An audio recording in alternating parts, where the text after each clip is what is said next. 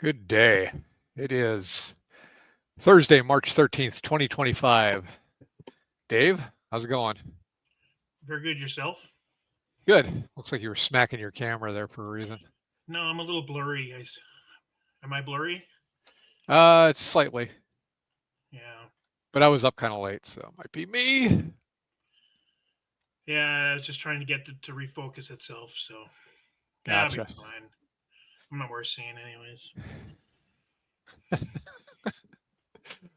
All right. So here we are at the Duluth Conservative podcast. We go over issues that affect Duluth, Minnesota, nationwide. We talk about bills that are being introduced by the Duluth representatives, and overall just have a general discussion with a conservative point of view, which you don't see very often in Duluth, Minnesota. So if you like what we're doing, if you see it and want to comment, please comment on it while we're doing this live, or leave comments with our YouTube channel. If you like it, share it, like and subscribe. And that's my promo for today. Oh So yeah. I thought I'd start this one with a little bit of a, I don't want to call it a rant. I want to call it a monologue, but something I've been seeing, and I want to just talk about it first before we start the podcast, if that's okay. Sounds good. So it's kind of frustrating how the mainstream media and career politicians respond to the major shifts or changes, like the Trump administration, or even things like cost-cutting measures tied to Doge. It feels like every time there's a significant decision or policy shift, instead of digging into the details, they just spit out emotional, sympathy-driven stories, as if the response is to lean into drama and sentimentality rather than actually addressing the real complex issues at hand. What's even more frustrating is these emotional stories can take over the conversation instead of diving deep into the impacts of these policies. The focus shifts on how to make people feel, or or what might be suffering because of them. It's almost like it's easier to tell a story that tugs on the heartstrings than one that requires people to think critically. And what gets lost in this is the substance of the policies themselves. Why are we cutting costs? How will it affect the economy, the markets, or even everyday person? Instead of answering those kind of questions, the conversation becomes more about how people feel about it, which really isn't helping anyone in the long run. It's frustrating because it oversimplifies complex topics and turns them into sound bites instead of honest, meaningful dialogue. It's like the emotional response is more convenient, a quick way to appeal to a broad audience, but it doesn't do justice to the real issues we need to tackle. And if you ask me, it's not really leadership, it's playing to the lowest common denominator. Now, I wanted to bring this up because I see this in a lot of the news stories you're seeing lately. It isn't about the impact of what Doge is trying to do, and I don't understand why people are actually against this in the first place. Cutting costs to programs that aren't necessary and aren't for everybody is a good idea. And especially when they're finding fraud, cutting fraud out. But it almost invariably, if I'm looking at NPR, if I'm watching the news, it comes down to here's a very specific group of people who are suffering because of it, not overlooking, not looking at out the big picture, but just looking at trying to find the most narrow little example of somebody who might be suffering and then just grinding down on it so people feel bad about it. Now, I don't know if you've noticed this, Dave. I don't know how much you watch the news, but have you noticed this too? Yeah, completely. Completely. I was thinking about that watching the news today. Is they're complaining about the tariffs that Trump is imposing, and they did a viewers poll about if they approve of how he's doing on the economy, and 58% said no, they don't approve of his views on his how it working on the economy. The guy's been in office 45 days. Yeah. You know, you expect him to fix everything in 45 days plus after 4 years of Biden completely destroying the economy, and you're upset because he can't do it in 30 days. He can't fix Right. everything. Right. It's ridiculous. And so it's the same thing as, and you've seen it on the campaign trail. Yeah. Right. I had people. So this is kind of an off subject, but I had a person. I think I might have talked about this last week. When I went to their door and said I'm running for Minnesota House, their first question is, "What are you going to do about Pete Stauber?" I, Nothing. Pete Stauber is a senator. I'm running for Minnesota House. That has nothing to do with me. But they get this idea in their head about something that has to get fixed, and that's what they go on. So the price of eggs, right? That was a big talking point last year in the election, and Trump honed in on it. And the Democrats were like, what problem? There's no problem. I mean, ostrich politics. And then Trump gets elected, takes office, and they've been hammered. They just, I see nothing's being done about the price of eggs. Like you said, 45 days in office, and the price of eggs has come down. And in fact, where I am right now, which had 0 eggs, now has a lot of eggs. Now they're not the best price yet. I mean, I remember when a dozen eggs was like 98 cents, and it really should be because they're really abundant and cheap to make. But they just go on people's emotions. They don't talk about facts. They don't talk about specifics. They just rant and rave and say, you're a Nazi, you're a bad person, you're misogynistic, whatever they got in their quiver, they will pull out and attack you with. And I just don't think it's right. Right, and that Walz is calling everybody a Nazi and a fascist, and Mm-hmm. and he's blaming everyone for except himself for losing the election. And if he would have won the election, he would have we wouldn't be in this gigantic mess we are in right now. Which I don't see a mess right now. I see someone that's like you were just saying, trying to undo what has been 4 years in the taking. Yeah. And there's going to be pain with the changes that are being done. And I think everybody knows this because the benefit in the long run is better than the pain what we're feeling now. But changing from a consumer economy to a manufacturing and supply economy is not something you can do overnight, and it doesn't come without some sort of pain. Um, One of the reasons that the British Empire was so successful is because when they expanded their empire, everything that you had out in the empire had to be manufactured in England itself. So their manufacturing was core to their survival, and they made a lot of wealth, and they made all the empires, all the other conquered nations buy from them. And that's how they maintained their wealth. That's how they got their empire. As soon as they switched away from it, you saw it rapidly decline to what it is today. And that's the same with America. We used to be a manufacturing house. We switched that over to become a consumer country, and we need to get back to some sort of stable balance. We can't be completely manufacturing, but we can't be 100% consumer and rely on other countries to do our bidding for us or our manufacturing for us. Right, and I sent you that. I sent you a thing today about where Minnesota gets all of the majority of their our products. And did you have a chance to look at that display? I didn't. Well, it's a map of every of. I'm working with the wrong computer today, so it doesn't. I can't get it up, but it shows that Canada isn't Minnesota's major Oh, importer, no. and just coincidentally, China is. Mm-hmm.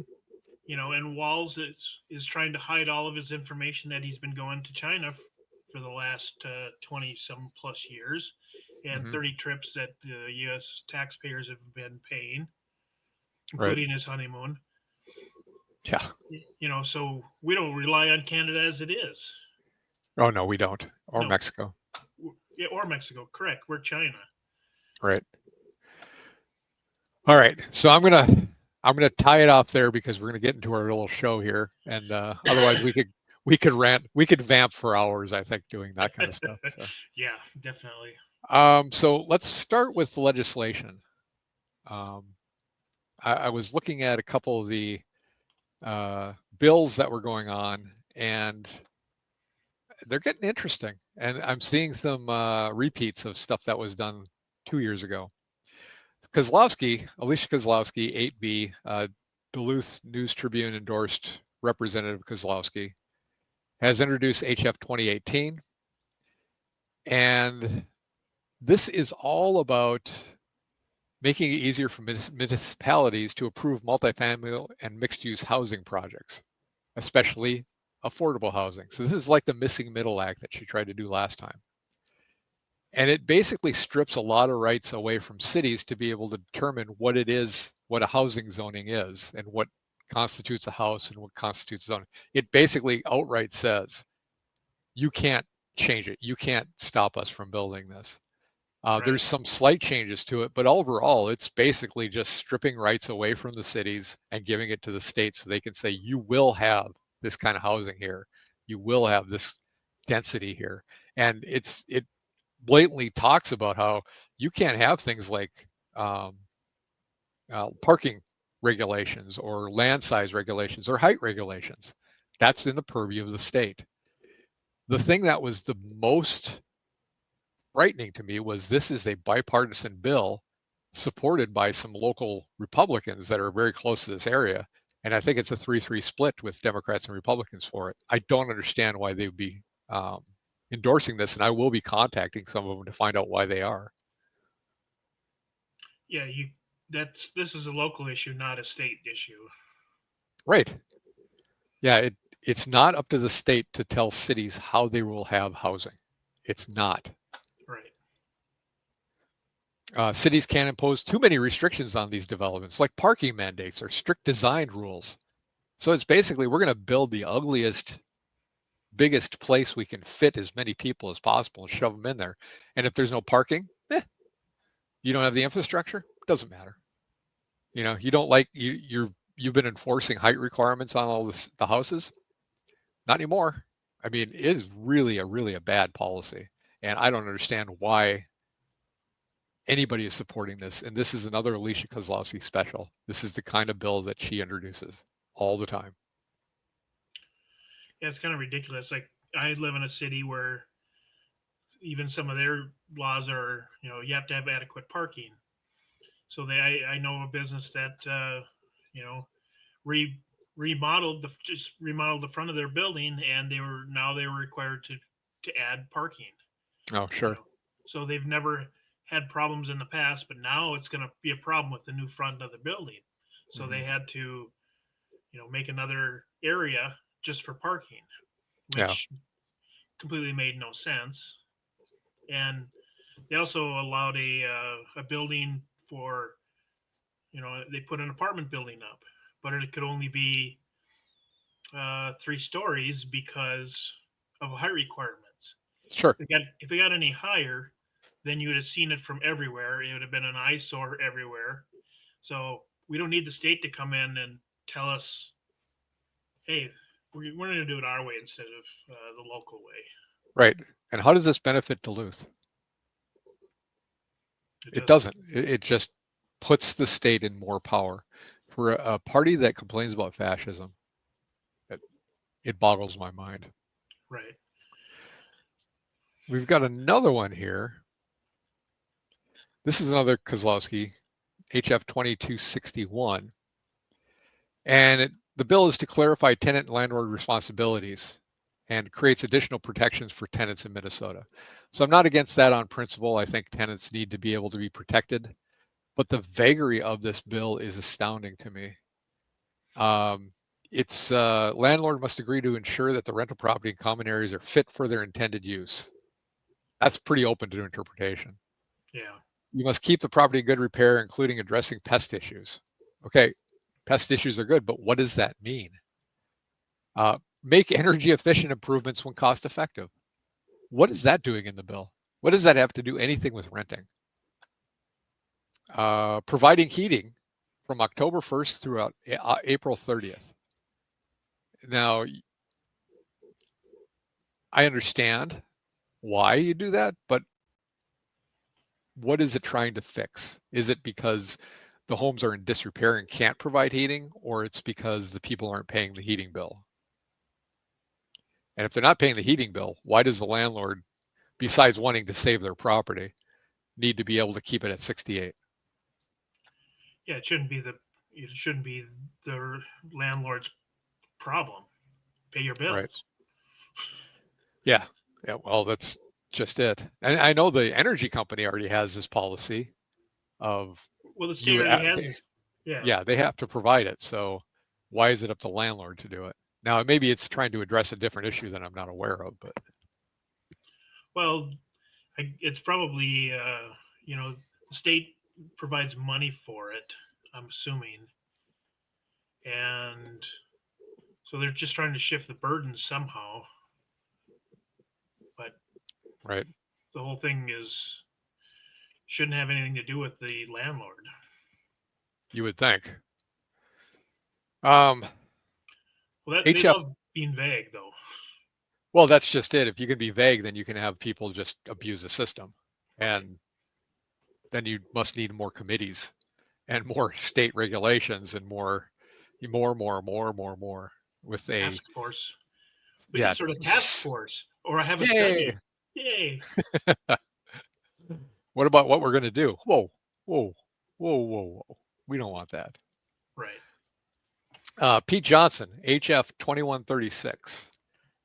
And this is allocation of $500,000 over 2 years to fund scholarships for professionals involved in child maltreatment investigation. The scholarships will cover various levels of forensic interview training to help these professionals improve their skills and effectiveness in handling sensitive cases.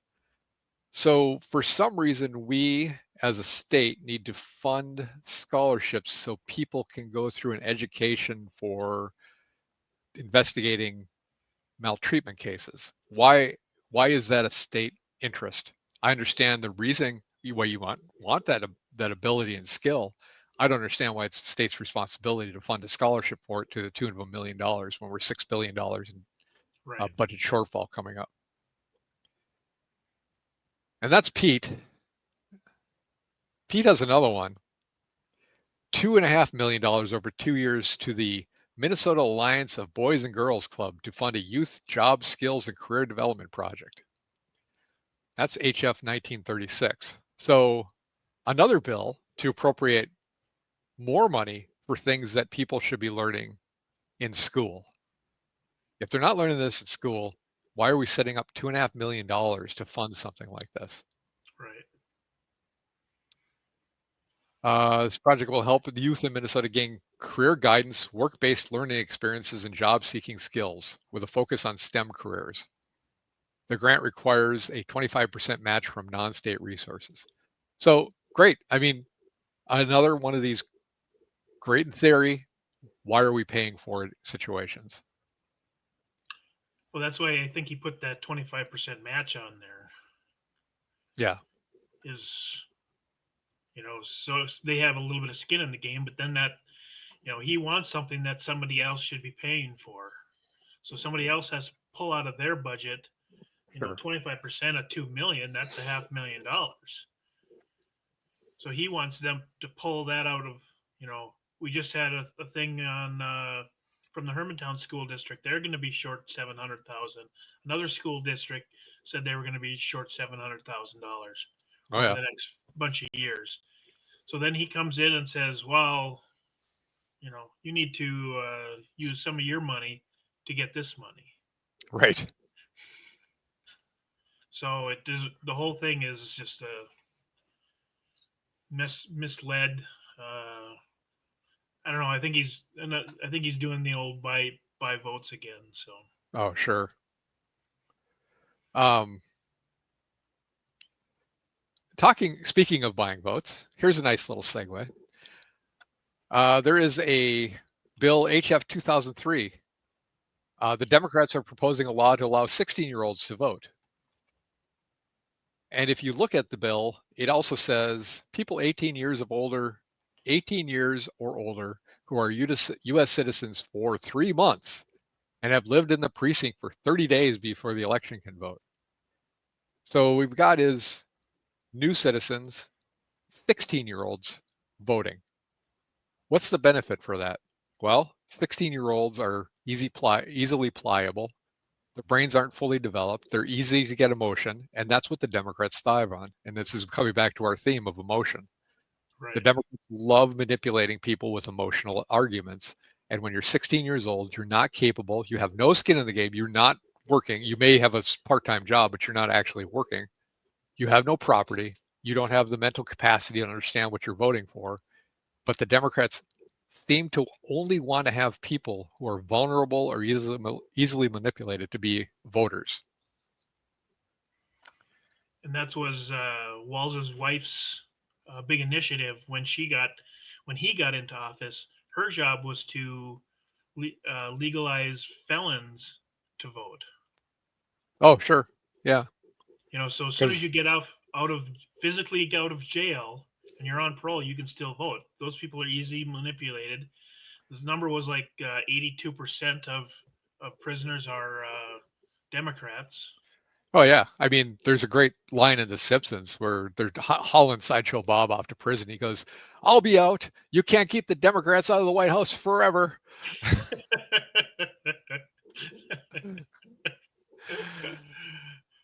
So, and that's pretty much what it is. So, yeah, Right. we've got problems with the Democrats. I mean, if you're a Democrat and you're looking at that and you're not thinking maybe something doesn't smell right with that, maybe you should think about what they're trying to do and why they're so adamant on having illegal immigrants here, giving them the right to vote, giving them driver's licenses, getting 16-year-olds to vote. And if you're okay with that, that's one thing. But understand that that's what you're allowing. You're doing it for the fraud, and you're okay with the fraud because the ends justify the means, and it will come back to bite you at some point. But understand that we understand it too, and don't try to pass yourself off as this great person because you're not. You're trying to manipulate and screw the system so you can get what you want. Well, it brings up an interesting point of, well, then what makes them an adult? Mm-hmm. Because they just passed cannabis law. We can't. Well, you got to be 21 for that. Alcohol is, I think, is 18. 20. No, no, it's Is it 21. 21 now? Oh yeah, it's been 21 since we were in To college. get off your parents' health care is 26. Right. Cigarettes are 21. Yeah. So, uh, you know, at what point are you an actual adult in Minnesota?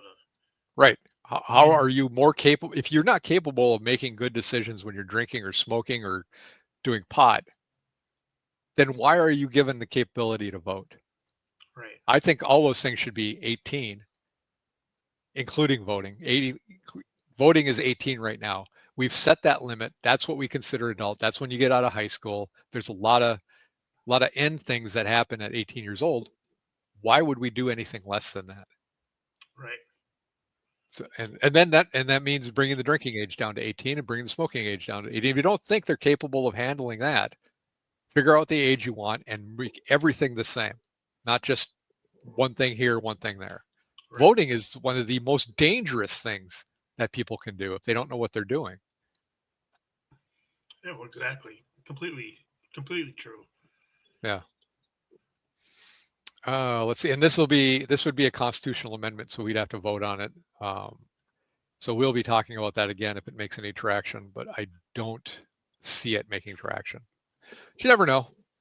In this state, anything can happen. Walz run re-election. I mean, pigs can fly, I guess. Right, and they know they got the popular vote, so they don't no longer have a trifecta, so they can't force feed just stupid crap like this through the legislature. Right, Now they have to go to the public. So we'll go to the public. Let the public vote because they know they still have you the Minnesota popular vote. right. Well, well, basically Maybe we think so. it'll be interesting You- to see if we get paper ballots, if anything changes. Um, I don't, and I'm not saying there's election fraud. I'm just saying that 25 years, 24 years of the exact same percentage of voting in Duluth seems really odd, suspect to me. Right. With that split. I want to um, talk about. So what are we on? We're on Minnesota stuff. No, we're on Duluth stuff now. Let's I talk want to about go to. Duluth stuff. I want to since we're on bills. I want to go back and talk about one other bill real quick since we're Okay. there, and that's Senate Bill 597, and that's the to repeal the uh, no self defense, force you to retreat part of the safety bill, public safety bill that they passed during the trifecta. So right now, by law, someone breaks into your house and you have a way to escape backwards, you have to. Hmm. Otherwise, you go to jail for killing whoever's robbing your house. Yeah, So that came up for a vote, and the Dems shot that down now too. 100%. Yeah. Yeah, it's the run and pray law. Yes, So maybe I can get away if I turn my back and run, and he doesn't have a way to throw something at me or shoot me.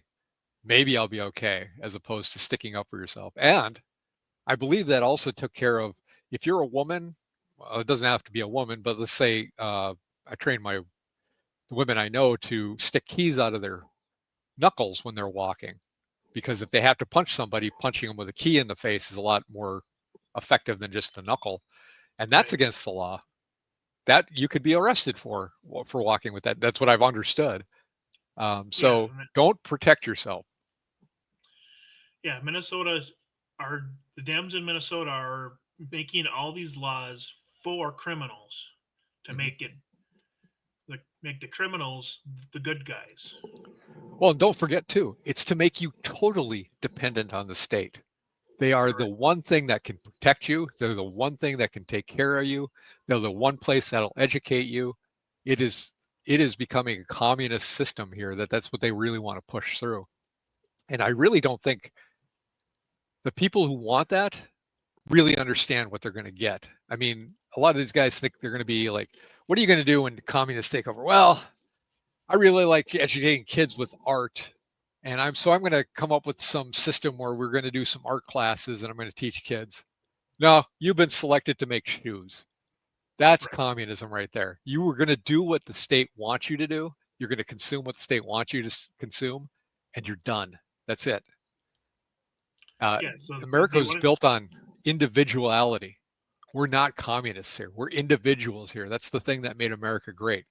The people out west, the lone guy, the single mom raising her kids. It's individualism that can do that. And as soon as you get into communism, you become this great unknown face in a crowd. yeah, and that's what SF 597 was supposed to fix. Basically the Dems want to take away your guns. They want to take away your right to self defense. Then, why are they requiring fire alarms in our house? We can just we can just wake up and we'll call we call the fire department. Right. Same thing Yeah. as, Why do I have a oh fire extinguisher? yeah, someone's beating the daylights out of me. Can you show up within the hour and save my life Right. since I can't defend myself anymore? Right. And the bigger you get, the worse it gets. I mean, Right, Duluth is one thing. We get the response, but there's been times where we had literally maybe two officers on patrol at a time. When they have budget cuts, they have problems, and I know this for a fact. They just don't let that out because if people find out, they'll take advantage of it. And right, we're a small town. I mean, you start getting to a big city, your response time is maybe an hour, maybe two, if they show up sometimes. right. So that's SF 597. Call your legislators. Say this is pretty stupid. So they did one vote on it. Are they going to do it again? Are they doing another Well, vote on it, or is it dead now? it's basically dead unless the House takes it up, which I have a feeling the House is going to take it up. But even, they need a quorum of 68. They only have 67. So they don't have a majority vote anymore since they lost the election in 40B. So it'll be dead there too. I, you know, I thought the it's one I thought we talked about it last week. That was 50-50 in the House already. yeah, So this is a Senate bill, right? this is the Senate bill. Yeah, so if a House version comes up, but then it'll just die in the House or in the Senate anyways, Sure. because the Dems run the Senate and they want us all dependent on them. So Right. So let's do this one. gonna head to So Duluth. yeah, I'm going to head to Duluth now, and I want to talk about this. You were talking about this earlier. You touched on it, and that's why I wanted to come back to it. Is Duluth Public Schools legislative agenda centers on funding, and so they're going to meet with state legislators to discuss the Duluth schools. And this is what I was talking about at the beginning of it. So what picture do they show about funding? They show a kid in a wheelchair doing special ed stuff. And when I was talking to the Duluth superintendent, he said that the special ed needs, the mandates from the state are so expensive and they don't get extra funding for it. So from a Duluth school point of view, their hands are tied. They're getting all these mandates. They were given this last time. They don't get the extra funding to spend on it. So they have to take it out of their budget to spend on it. And then regular, the kids that don't need the special funding they get less. So they get left out. Right. So um, it's kind of a combination of a couple of things we're talking about. They don't have the money. They got screwed from the legislation last time because they didn't give them the funding they needed for the stupid mandates they came up with. And then this is the kind of article you get where you have people tugging at the heartstrings. How could you let this person suffer? And that's not the point. Right. The point is you've got a budget. Let's strip some of the regulations down, and then we won't have to worry about funding it more. And we're going to talk about it a little bit later, but also Walz's proposal basically strips a lot of funding from private schools too. So it's very hard to feel a lot of sympathy for the school districts when they're spending so much money per student and they're not accomplishing anything. And then the state comes along and then puts on extra mandates and takes more money out of them. It's like it's a never-ending cycle of sludge of money going down the tubes and no results from it. Nothing comes from it. Right, and this does tie back into the Klosowski bill, where they're mandating, or they want the state to take over the housing regulations. Yeah, the zoning, because the state is coming in and saying you have to do all this stuff that we tell you to do, right. and we're not going to fund it, and you can't afford to do it, but you have to do it anyways. So Right. then all this county, the cities and the counties have really big problems Mm-hmm. because they have to follow the law too. Right. And I actually was in a forum once where I was talking about unfunded mandates, and Duluth News Tribune endorsed candidate and Representative Pete Johnson told me there was no such thing as an unfunded mandate. And I had to educate him on what that meant. And this is a guy that is spending money for us now. Right. And he was serious. I mean, he was dead serious on this. And I'm going to walk into a little bit more of Pete right now. And it's pick on Pete day, I guess. But I saw this note that he sent out to his district, and it's a letter to his constituents, and it's so full of lies. Our main responsibility in the legislature this year is to pass a balanced state budget. Yeah, okay, yes, that's your job every time. If you're going to do a budget, pass a balanced budget. Last time, and he wasn't part of this, I can't blame him for it, they spent the $18 billion surplus and then raised taxes again $10 billion. And they still put so many time bombs in there that were $6 billion in deficit for the next budget. Good job, Democrats. I can't blame Pete for that, but I can blame Alicia's for that. She was all in on that stuff. But then it goes on to say our main responsibility in the legislature this year is to pass a balanced state budget. But the chaos, confusion, and uncertainty at the federal level is only serving to make that job more difficult and put Minnesota's financial stability at risk. So again, emotional words, confusion, chaos, uncertainty. It's emote with me, come to me. I'm not going to give you any specifics of it. I'm just going to tell you what to feel. Right. I just seen a TikTok video with Melissa Hortman, the House ex-majority leader, saying that the budgets over the last few years were responsible, and she's gotten a lot of her other Dem friends to say that these are the budgets at that time were very responsible. I think I have that. I think I have that to play. We might as well just do this whole thing on this here. Here we go. I will present this and I will show it. And I mean, well, let's just do a budget section here because this is good stuff. Tell me if you can hear this.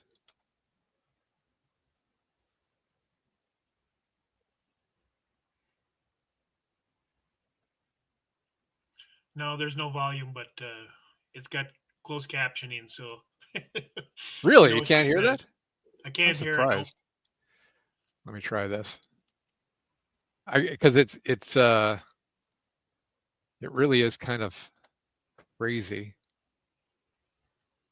Let's try it one more time here.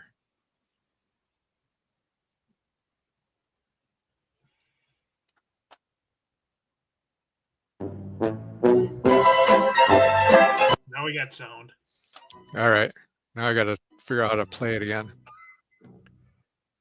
Thanks to responsible DFL budgeting, we are looking forward to working on a bipartisan basis to ensure that Minnesota stays in good shape. And that's the Curb Your Enthusiasm scene. But yeah, you're right. I mean, it's they consider this fiscally responsible for what they did the last 2 years. Yeah, It's kind of crazy. it's completely ridiculous, is what it is. And then this is another one that speaking of budget, my mind is just blown by this. Let me play it here. Here we go. We'll see if the volume comes on. Looking at me and saying, I'm taxed too much. And I'm going to tell you, I don't have a rich district. They're not saying that they're being taxed too much. They're saying, I am worried about my neighbor freezing to death. I am worried about children going hungry. I am worried about basic services not being accomplished, healthcare providers not being able to do their job, folks not being able to get the services that they need with their elderly. That is what they are worried about. And that is what we fund with this money. It doesn't go to nowhere. Nobody is coming to me and saying, I want $500 back. Yeah, I don't believe one word she says. No. I think this is a person that's so lost in their own little bubble that they don't know what people actually need and what they want. I don't want to fund your little programs. We fund enough. Now, if you're talking about helping out seniors, yeah, we can talk about that. But I don't want to fund your DEI requirement stuff. I don't want to fund your other stuff that Alicia and Pete we've been talking about the last few weeks. Yeah, and that's what Elon and Doge is trying to get rid of. Right. The wasteful money. So we have the money for legitimate items, for legitimate health care. You know, they're screaming that Trump said he's canceling Medicare. Well, he already said 100 times. I've seen the videos on every major network. He's not touching Medicare. He's not touching Social Security. Yeah. But they keep going to it, right? It's always the thing they go to. And they keep talking about billionaires. Do you notice that? Like Bernie Sanders, Elizabeth Warren, AOC. You know why? Because they can't talk about millionaires because that's what they are. Right. Are you a millionaire? Because I'm not. Well, if you want to talk about the highest paid government employee, today happens to be the 5-year anniversary of when the COVID lockdown started. Dr. Fauci was the highest paid federal employee. Well, let's see. Was he? You remember voting for him? No, we never voted for him. But he shut down everyone's business. He did all this. He said you can't be 6 feet apart. He said, all these businesses have to close because they're too close to each other. Right. Yeah, we're back to an unfunded person that did more damage, right, than Doge or Elon ever will do. Well, and Elon's not doing damage. He's fixing the fraud. He's exposing the fraud and helping fix it. So I want to go on with this Pete Johnson letter here. It goes on to say, we no longer have a serious partner in the White House when it comes to supporting working families. We'll do all we can in Minnesota to combat rising prices and lend a helping hand to our neighbor, but we need our Republican partners in St. Paul and DC to reject the notion that government only exists to cater to billionaires and renew a focus on Main Street. So again, another line of crap coming out of Pete Johnson saying this is only aligned with the billionaires. I think bringing manufacturing back to the United States is going to help a lot more people than billionaires. I think it's going to help a lot of working people find jobs and have a meaningful job they can do and have extra money. And producing in the United States keeps the money local to the United States. Correct. But I don't know if it's worthwhile trying to even talk about that with Pete. I don't know if he understands economics. Well, And then he went. Go ahead. He's been on the government payroll his whole life too. I believe so. Yeah, as a firefighter. As a firefighter, you're a government employee. Well, not just a firefighter, union rep as well. So. Correct. Yep. And then he goes on to say something that you touched on. As we build our state budget this year, responsible DFL leadership has ensured we're doing so alongside a surplus. What is he talking about? Yeah. But that gets more difficult looking into the future as we factor in the impacts of the tariffs and unnecessary uncertainty caused by the Trump administration. So apparently our Minnesota legislator has a lot of things to say about the federal government, the federal executive branch. Let's see.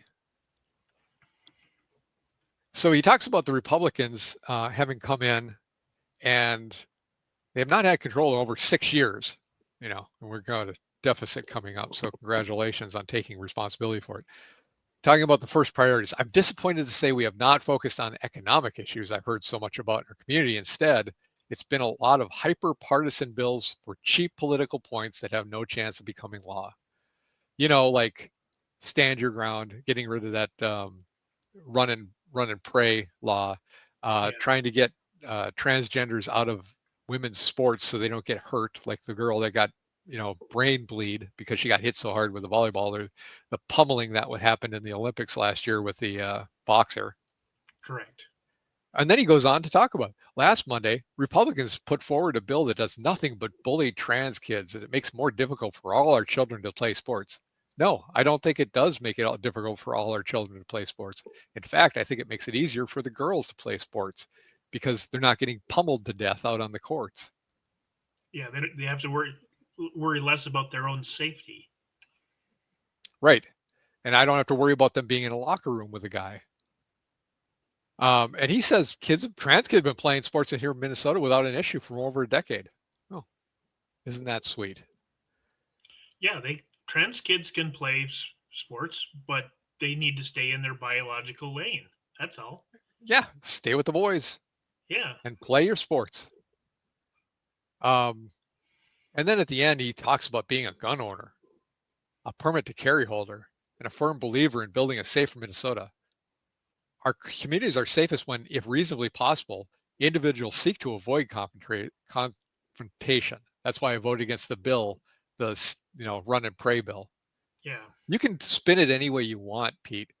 The bill was not meant to say that you can start blasting if somebody starts insulting you, which is what Walz implied when he talked about it. He said, well, we shouldn't be talking about this. I don't want to have to,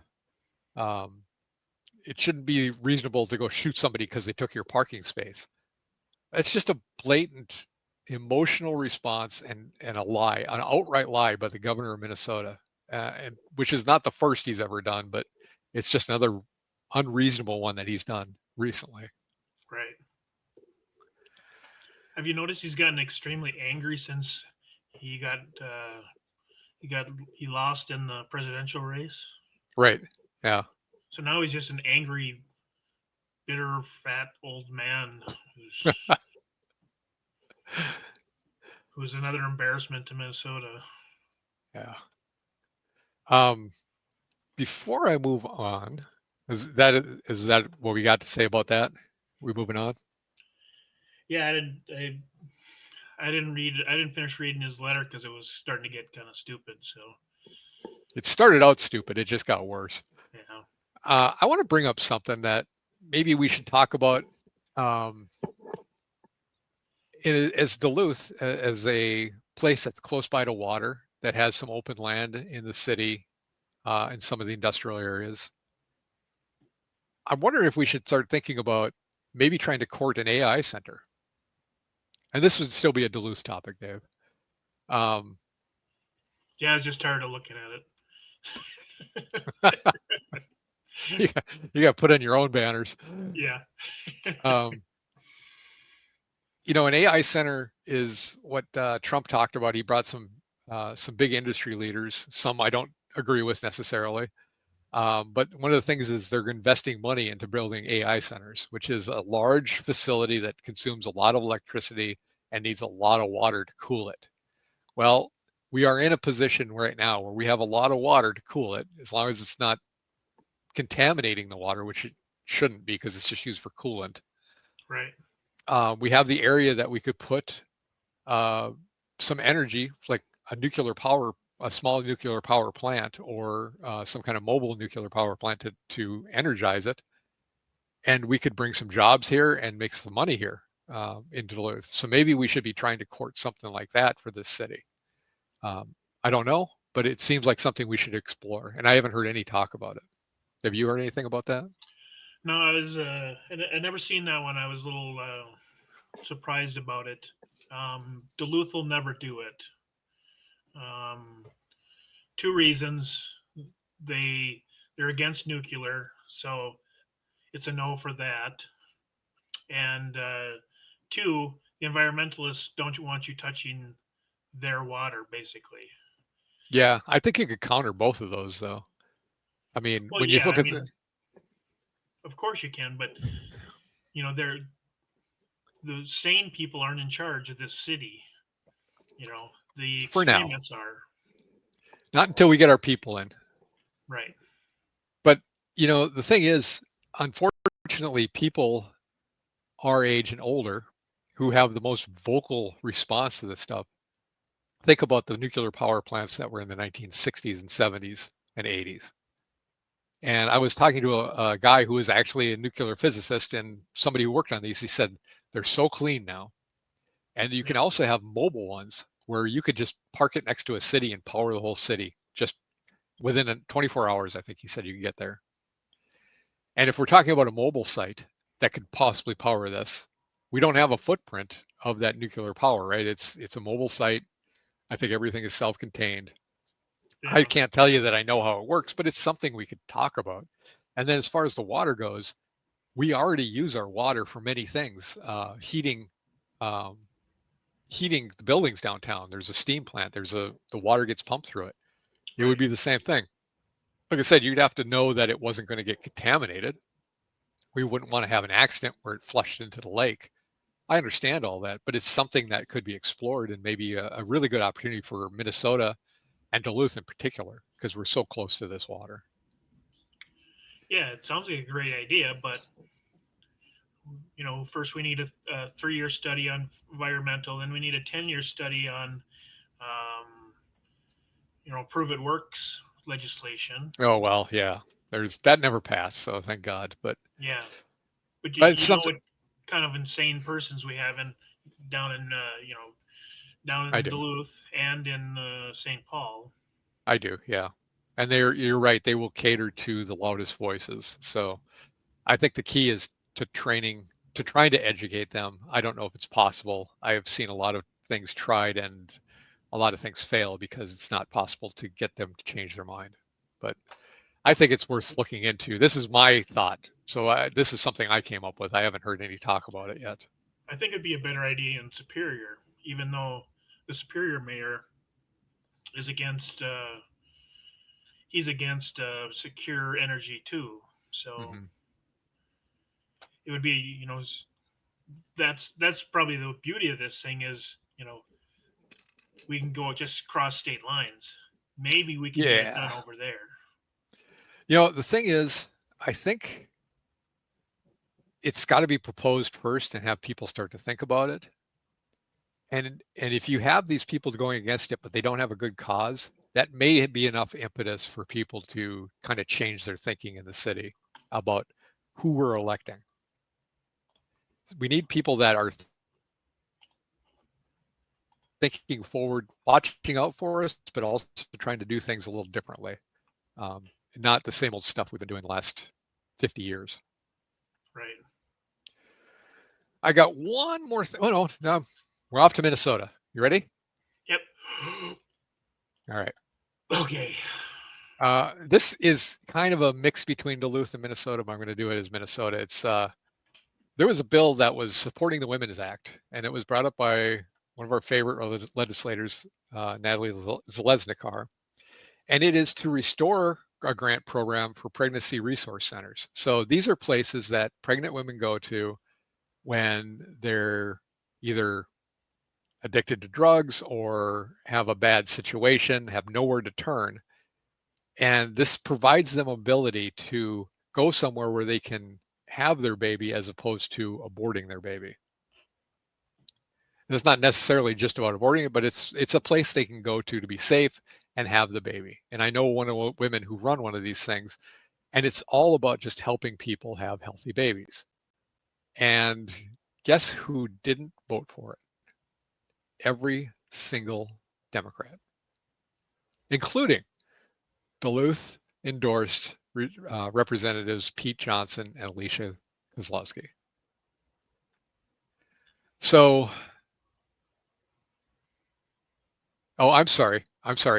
It's expected to come to the House vote. So I was under the impression it didn't pass, but it's coming up. So the Democrats are lining up to oppose this bill. So we'll see what happens. And I hope they do see it as something that's worthwhile. This is something that's helping kids and women who are to a point where they can't do anything. And maybe they're addicted or maybe they're not, but it helps them get through the addiction and have the baby that's healthy. Even if it's to give it up for adoption, it's having that baby. So Right. I misspoke saying they voted against it. It's coming up. I hope they vote for it. We'll see. Well, it's kind of funny. I seen that video today where that female DFL person said she votes for her, she represents her constituents, and she's going to vote for her constituents, and then just has voted party lines every single day. Yeah, right. So that's the problem. One of the problems that Minnesota is facing is they just vote. The DFL just votes like as they're told to. They fall in line just so perfectly. I think you see that. We played that video last week of all those 22 Democrats saying exactly the same script. I saw something else that was 50 Democrats that put out the same tweet with the same wording. And it really shows you that it's not, you're just watching actors act in a play. They don't have original thoughts on their own. They're not leading the plays, which is something I think that gristles them about Donald Trump, because he is in charge. He does know what he's doing. He has a plan. He knows what he wants and he goes after it. He knows how to get things done. And they don't know what to say until they're told what to say. Right. Completely. Something I want to bring up too, which is about talking about the campaign we had last time. And I made a big point of saying that funneling everything towards electricity was a problem. And then having only a couple sources of the electricity was also another problem. So what I said is we need redundant types of energy and we need redundant sources of such energy. And electricity has been the thing that has been pounded on the last few years. It's so environmentally clean. They don't think about how the energy is actually getting produced, which was coal mines and nuclear. They hate nuclear, but they don't think about that. It's almost like when they go to a grocery store, and it's like, why are you killing cows when there's hamburger in the grocery store? It's that kind of thinking. Right. So recently, on the national level, Donald Trump said he was going to start putting tariffs in Canada. So the premier of Ottawa, I don't know if it's premier or prime minister or whatever they have up in there, said, okay, well, we're going to put a tariff, a 25% increase on the energy that we supply to Minnesota, Michigan, and New York. And so that he backed down from that just recently, I think yesterday. But that was the plan that was going to be put in place immediately. And it just goes to show you what happens when you funnel everything into one place, all your eggs in one basket. We have energy, we have electricity. Now, what if we were really dependent on Ottawa for their energy, and they put this tax on? Well, all of a sudden, we have nothing we can do about it. We can't switch to a different source. We can't switch to a different type. This is really displaying what is the problem with this. It's that you can't just have one source and have the ability for somebody to just turn it off, which is what was going to happen. Right. And I sent you the list on what the Canada charges are. What they do put tariffs on our stuff. I sent you a list of some of that stuff. Mm-hmm. So Trump is just trying to get us back to even. Right. So we shouldn't be, the solar doesn't work in the winter. The the the windmills don't really work in the winter. They don't really work in the summer. Yeah. So, we shouldn't be relying on Canada for any of our power. Mm-mm, mm-mm. And this is the fact of getting rid of our nuclear power plants and setting it so we don't have enough energy in the state to provide our own. And I will Right. make one correction. This is Ontario. This isn't Ottawa. I don't know where Ottawa came into my brain, but Ontario is what was doing it. Doug Ford. So yeah, I mean it's kind of telling. It just brings me to a little thought that somebody said about Europe now that we've cut off USAID. He said now they're going to have to just choose between heating their houses or having their social programs, right? They're now going to have to spend money on their military or their social programs. Which one are they going to pick? The whole thing of the United States spending money over there was a crutch to them Yeah. to be able to pay for their social programs without having to worry about. And Canada's the same thing. They had some loon over there talking about getting nuclear weapons in Canada to be able to protect against the United States. Well, first of all, I don't think that's ever going to happen. No. But secondly, if they did have to start building up their military, it would be interesting to see just how far their free healthcare goes when they're actually spending money on military and having to train for it. Things like all their other social programs, that kind of goes to the wayside. With us stopping funding all that stuff, it could change the whole course of the world. Actually, it's pretty impressive. Yeah, and it's just too bad that the news and the Democrats won't give him more than 45 days to fix all of the Right. problems. They're already screaming bloody murder. We have Walz calling all the Republicans fascists Right. and Nazis, and he's been in 45. He's already done more in 45 days than trying to fix things instead of the last guy who was trying to make everything worse. Yeah, and we're going to come back to that in just a second. Believe that.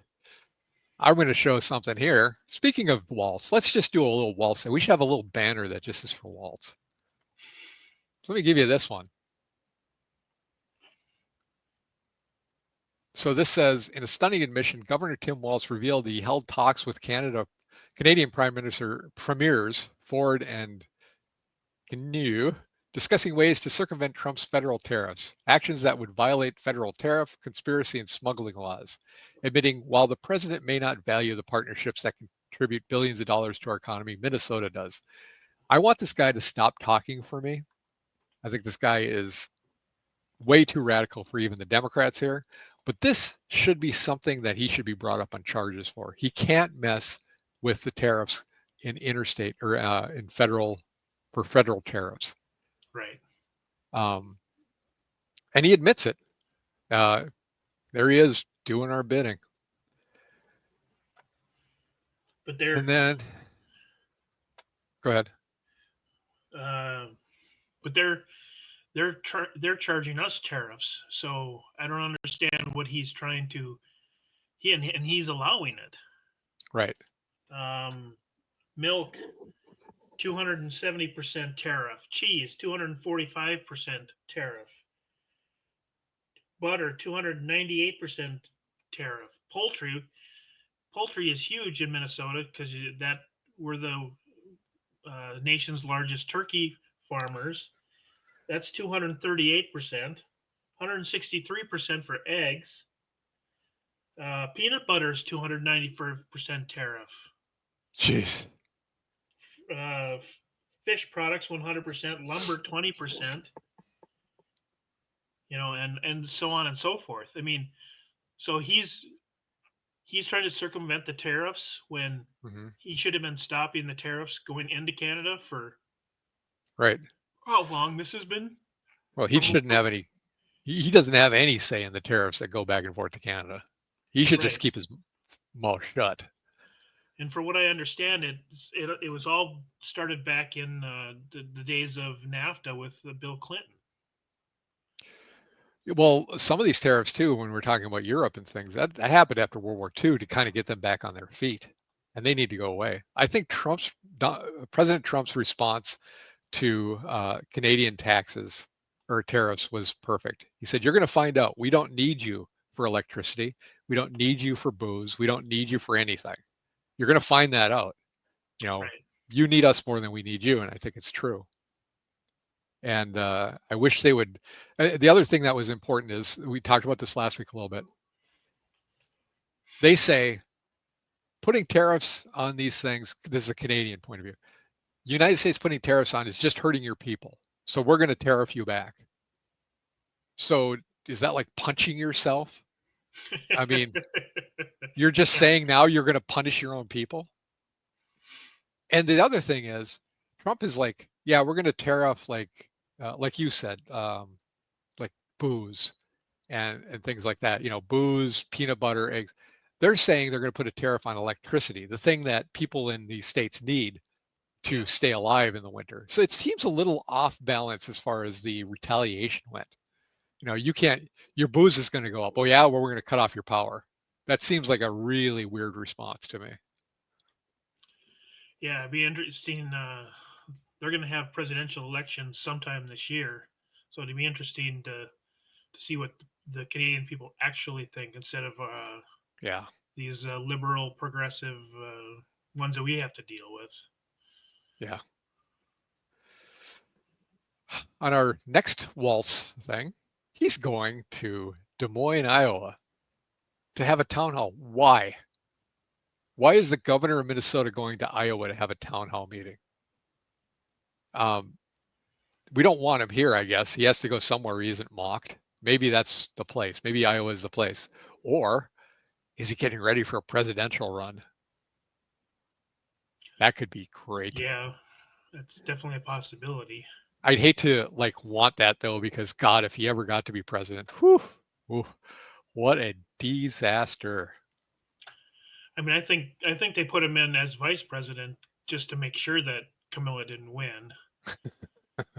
And then that would basically be the end of both of their political careers. Right. So but I can imagine him standing on stage next to Klobuchar and Tina Smith arguing over who should be president in 3 years. Oh God, Klobuchar. Let's do one more Walz thing. This is the one you sent me. Group sues the DHS for records on Walz's connection to the Chinese Communist Party. It says here he's been there over 30 times. Yep. He went there as a educator, and he is also there as the governor of Minnesota. And this is a communist country. I'm not going to call him our enemy because I don't think we have any enemies right now, but it's definitely not a friendly country. It's a hostile country to us.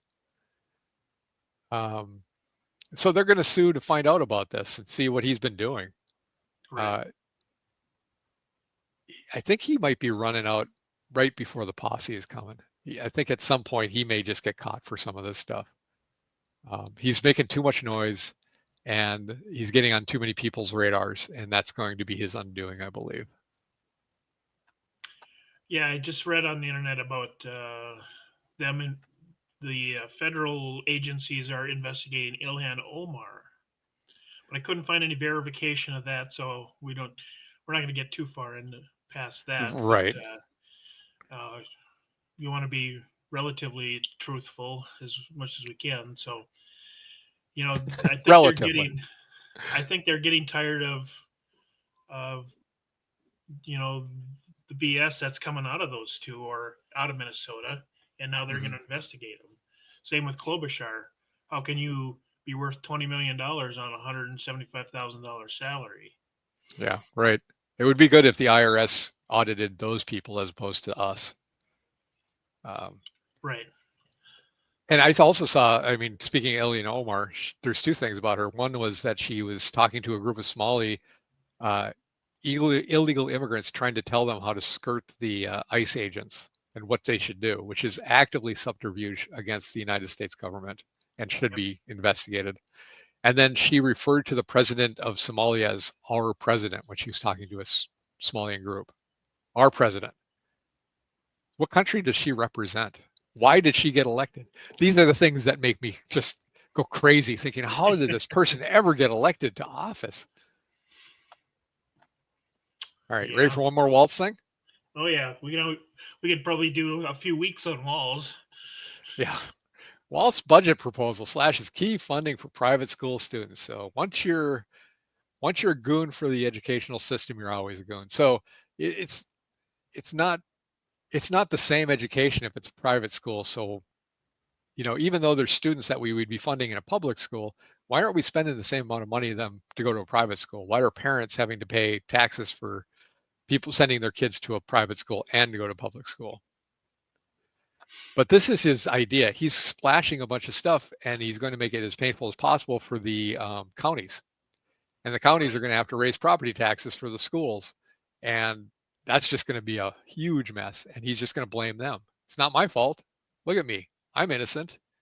I look like I'm 80 years old, but I'm 62. Yeah, this guy should never have been made governor. He's another incompetent. I don't know what he thought, why he even qualified to be governor. What has he ever done in his life that qualifies him to be governor? He's never had a job outside of the public or the private sector, not the private sector, the public sector. He was in the was he in the Marines or in the Army? And then he was in reserves or something. I think he was just in the reserves, but he's in there for 20 plus years while he was a teacher. A teacher. Correct. A teacher. Yes, he's been on a social studies teacher. So My he's God. been on the government paycheck for his whole life, basically. Yeah, he makes my head scratch. How did he get elected too? I mean, I guess there's a lot of them like that. I think this story goes back to the he wants the government to control every bit of your life. He wants to take away your guns. He wants 16-year-olds to vote, but he can't indoctrinate your kids if they're not at his schools. It's true. If they're not at an indoctrination school, he can't indoctrinate them. Right. So you kill all the quality private schools. Now he has his fingers on the kids. That's true.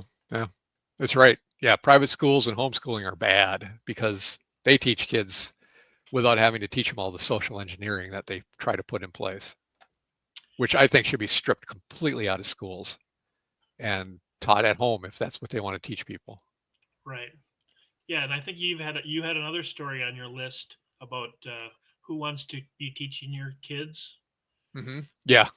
Well, let's see. I can bring that one up. That's a heck of a one. Let's see. I don't know if it's Minnesota, but it's not Minnesota. But we can go to it. It's still very Minnesota. The way things are going recently. Yeah, it could be in Minnesota. Who knows, right? It could be. Yeah. Here we go. This is one of my favorite ones of the week. Hello, my name is Bridget Bandit, and I'm speaking in opposition to SB 18. I'm a born and raised Texan and full-time drag queen. Previously, I've worked with children throughout my life as a swim instructor, teaching summer art camps, hosting children's birthday parties, and volunteering in my church as a youth group leader. Today, I occasionally host drag queen story times. These kinds of events don't differ much from the kind of work I did before, yet this bill would impact my ability to work with children simply based on a subjective and ill-defined expectation of how I should look. Hello, my name is Bridget Bandit, and I'm speaking in opposition to... I mean, my God. I don't even know how to describe this look. This is just full on mental illness. And you notice it's never about going to the old folks' homes and talking to them. It's about, talking to kids. And do you know why that is? It's because it's their fetish. They get off on this kind of stuff. They love being in front of kids and impressing them. It's what they love. And parents don't want it. It's the parents that do, I'm a little worried about. I'm a little worried about their kids. They can raise them like they want, the way they want, but at the same time, my God. Yeah. I mean, just looking at this guy with his pink hair, the huge makeup, that doesn't even look like a human being. If a woman was dressed up like that, I wouldn't want them teaching my kids. I wouldn't want them being around my kids. It's just too much. Yeah, like you said, they only want to be around children, Yeah, right. and in most states we call them pedophiles, but Right. Yeah. maybe Well, we got to yeah, catch them first, I guess. I guess. All right. I'm going to move on to a couple more things with Minnesota.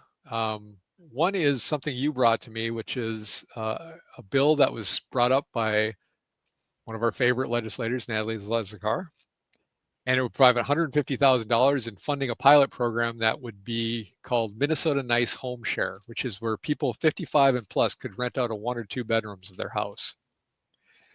Now, on first blush, I'm like, whew, that doesn't seem like a good idea to me. I've seen some people ask questions, and the difference between people like Natalie and the DFL is she answers questions directly. So they're like, I'm a little worried about people taking advantage of the seniors. And she said, this would have to be shaken out in committee. We have to figure out how to do background checks or something. That's what the $150,000 is for. Notice it's not $1.5 million or $2.5 million. It's $150,000 to kind of shake this out to see if we could make a benefit for people who need housing and for seniors who could use a little extra cash. Can we do that safely? So my initial reaction is I'm a little apprehensive about it, but at the same time, I like what I'm hearing as far as my concerns being addressed initially. And I haven't even thought about it that much, but other people have. But I like the initiative. I like the thought. It's something outside the box. It's something that may be able to help. I hope it isn't taken advantage of. I hope they do figure out how to do it. But this is an example of a bill that actually helps people and doesn't cost us an arm and a leg, which is nice. Yeah, I agree with you. My first things was, how are they going to make it safe? How are they going to make it so they're not being taken advantage of? How are you going to change the squatter laws so if there is a problem, get rid of these people? That's a huge one right there, because right now, if you get into a place, it's almost impossible to kick you out. I mean, does Right. this fall under that other bill, that renters landlords one, where you have to provide them heat from April or from October to April, and where do those rules lie and all those vagaries of it? I think there's a lot of things to start to go over before this becomes a law. But at least, like you said, it's kind of thinking out of the box and trying to fix the situation without a lot of money involved in it. So Yeah, I mean, it's not killing us money wise. It's worth talking about. Maybe it doesn't go anywhere. Maybe it isn't going to work out, but it's really all the keys you want to look for. It helps people. It doesn't cost a lot of money, and it isn't somewhat, it's not a long-term thing that's going to be just sucking us dry for years and years and years. well, she said 32 other states already have it implemented, so we could probably make some phone calls and learn from them to see Right.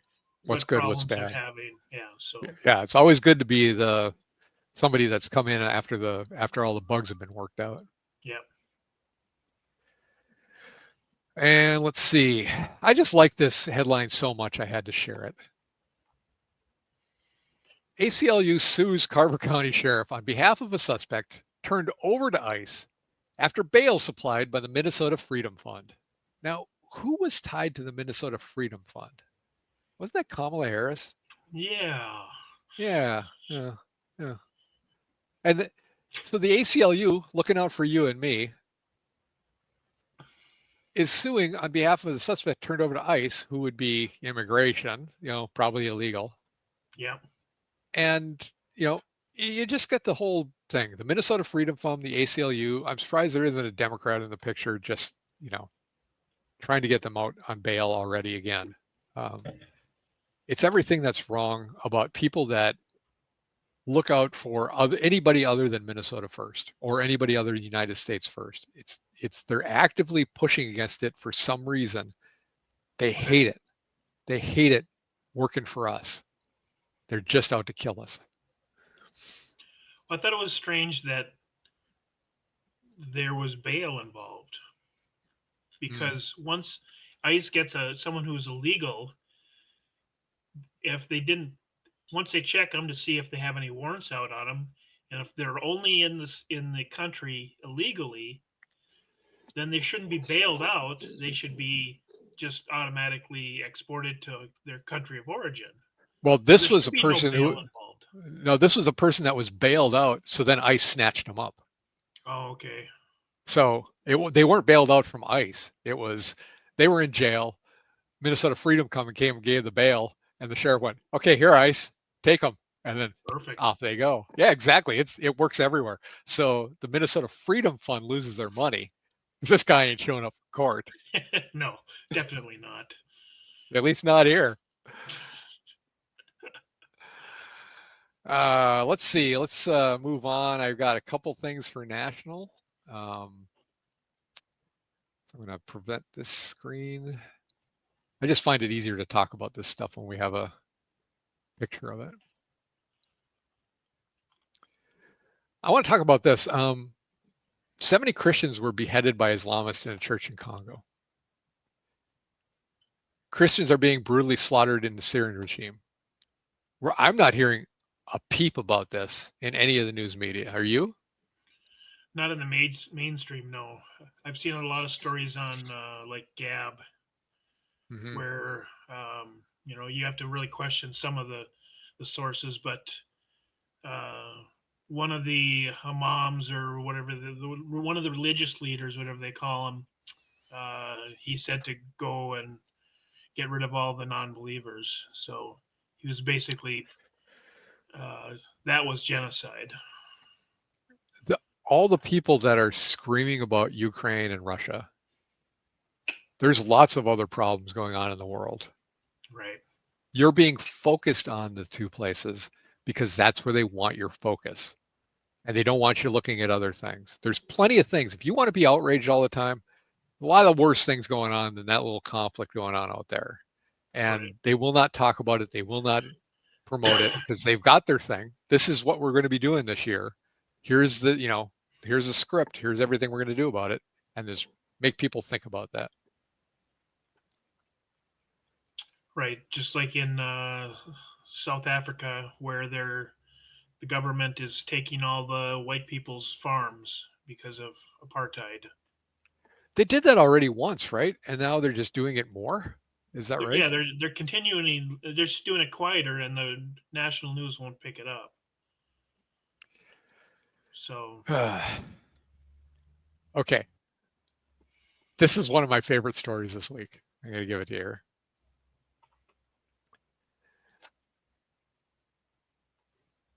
There's going to be a climate summit in the Amazon. So they're clearing out a 4-lane highway in the middle of the Amazon rainforest. So it'll be easier for them to drive their big cars up to the summit. nice. It's the best. It's so accurate. It's so on the nose for these guys. A 4-lane highway cutting through tens of thousands of acres of protected Amazon rainforest for the COP30 climate summit in Brazil City. I mean, you got to be kidding me. Why can't they do these climate summits over Zoom? Why do they have to physically go there with their private jets and their big old massive vehicles? Just so they can dump out about a block and a half away and get on their bikes and bike into it like they're some sort of eco savior. Right. I just find that the best. That's the funniest story I've seen in a week. Well, it's not that much different than the WEF having their conference every year in Davos. Yeah, right. There's no airport big enough, so they take their private jet into 50 miles away, and then a private helicopter takes them into the resort. Right. Individually, they're putting more CO2 out than most small countries. Right. It's just fantastic. And then they go on stage and pat themselves on the back. Well, then the worst part is not that they do it. It's that people buy into it as if that's the good thing to do. Right. I know I was thinking about that today because I seen some posts from online about one of these climate carbon credit companies And to me, it seems like they're just sending people to all these conferences all over the world to talk. Yeah, yeah.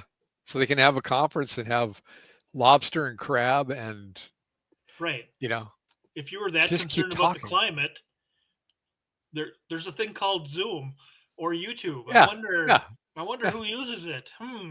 yeah. Jeez. All right, let's we'll continue on with another one. This is great to me. So a judge has ordered the Doge and Elon Musk to turn over documents, answer written questions. So a judge is apparently in charge of these guys. Who knew? That's the line of reasoning that goes up. But what this is death by bureaucracy. They're going to try to slow these guys down as much as possible by making them do all the paperwork and all the settings to somebody that, what is this judge's background? What are they doing? How do they know what to do? But it's an order. I'm a judge. I can do anything I want, apparently. I can stop the president from making orders. I can make these guys report to me. I want to know who is in charge of this country. Is it the elected officials or is it the unelected legislative branch? Right. Yeah, I just kept thinking of, how does she have that much power over the president? Right. Exactly. And I did, so I looked into it a little bit farther. If we read farther down in that article, her name is Chuck Khan, and she's an appointment of Barack Obama, and she gave him 3 weeks to comply. And part of the complying is releasing all of the names of the people who work for Doge. So basically, oh yeah, this is the doxing judge. Yeah. So basically, we need to find out who works for Doge so we can go after them. Is what it boils down to. Yeah, so we can see, because you've seen what's been happening with like the Elon Musk and his Teslas. People are attacking them.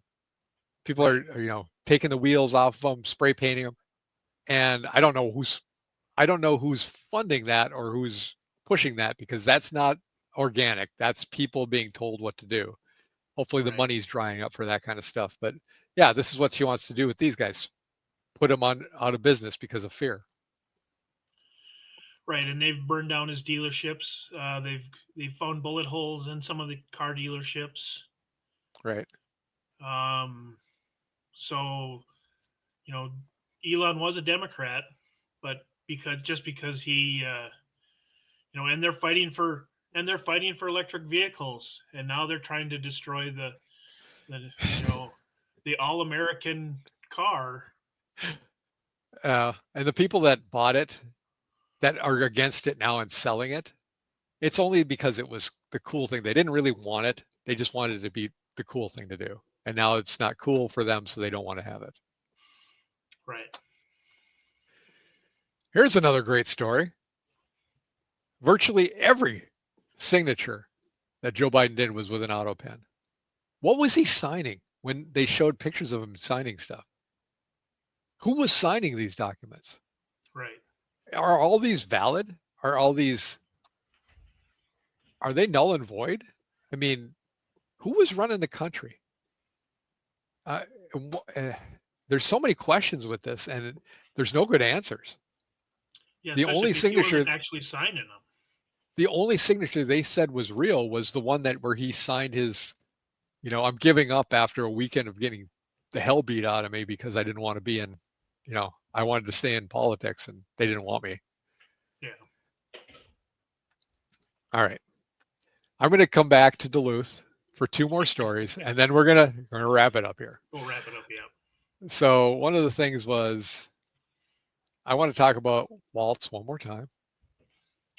Here's Walz's little diatribe here. Ready? These folks don't want to be involved in politics. They want to teach kids. They chose this profession because it's what they love. And now they've been thrown into the middle of this absolutely ridiculous fight. And it will go just as well as the tariffs have gone, just as well as the stock market's going, just as well as egg prices. Egg prices. Nicely done, Mr. Walz. Now, How are the egg prices doing today? Have gone, but this time it's our kids. Look, let's just name it what it is. The president has This time it's our kids. See this, the emotion, Right. it's pulling the emotion out, right? And he's angry because he's an angry dude, man. no idea how education works. He has no idea how these work. He has no idea how any of this works. Reallocating them to what? These are professionals that understand. These are civil rights attorneys that understand and making sure we're getting it right. These are educational experts that research. When we talk about research, we're not reading Newsmax online. It's peer-reviewed studies to show what brain science looks like and how you get an impact. These people have no idea on that this is just a random dude who came in and said, cut money. And this is a place, it is a place where we spend money because it's our future. And they're just randomly cutting it. These folks. When I used to work in Minneapolis, there was the crazy guy that used to ramble on the street corner. He'd stand on a box and he'd just blather off stuff that didn't make any sense to anybody but him. I'm beginning to wonder if that was this Tim Walz. I really am. Right. For this intellectual superior to be telling us that Elon Musk doesn't understand the educational system and Donald Trump doesn't understand the educational system is kind of laughable. But but Tim knows. Yeah. Yeah. He's got his finger on the pulse. That's why there's so many unfunded mandates. Because he cares about our schools. He does. All right. One more thing about Duluth. I promise this will be the last thing. I know you hate that banner. So Imagine Downtown seeks input on initial ideas. This was from March 11, 2025. I've already been to some meetings for this group, so I don't know how long they're going to be seeking input for initial ideas. I think they've got like a $5 million plan or budget or something. So I kind of read through this article about what they're doing, and what they're doing is trying to figure out, what are we going to do about downtown Duluth? How are we going to revitalize it? I'm going through this thing and I'm like, hey, I was in a meeting with people that actually live downtown. And one of the things they brought up is they said, hey, do you know what? We haven't talked about Skyway system at all here. And the Skyway system is vital in Duluth. It's vital to people if you want to have people living down there. In the middle of winter, it's the only way to get around. It's safer. We need to do things to make it safer. We need to make it accessible. Not one thing in that article talked about the Skyway again. So they're actively ignoring the Skyway system for some reason.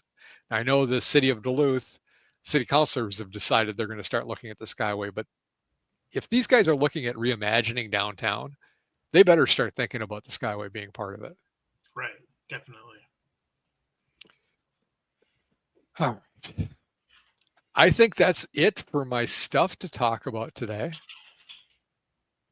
We can finish up talking about health and fitness. Yes. I was able to last week get 7 out of 7 days of activity. I've gotten every day of activity this week except for yesterday where I just walked around and I didn't actually actively walk a long distance. So I know that's going to change when I'm back in Duluth, but right now I